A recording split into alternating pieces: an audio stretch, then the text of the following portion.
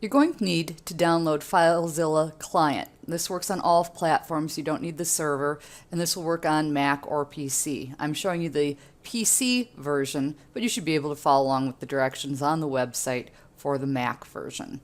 And so the website is filezilla-project.org, and I'm going to download the FileZilla client.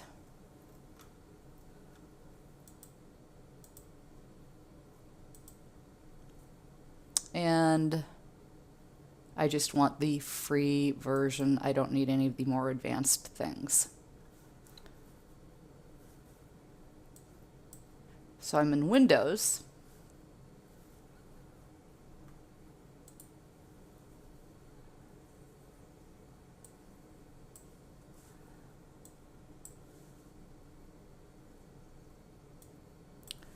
And it'll take it a moment to download.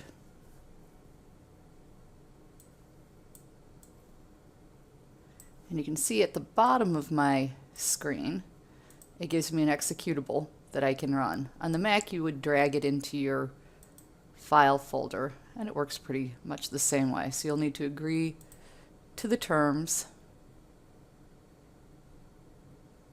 And since I've already installed this before, this is just having me upgrade it so that we're in the same versions.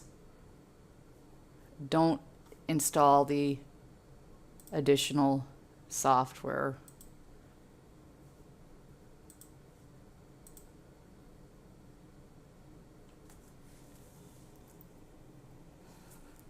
And then I'm going to start FileZilla.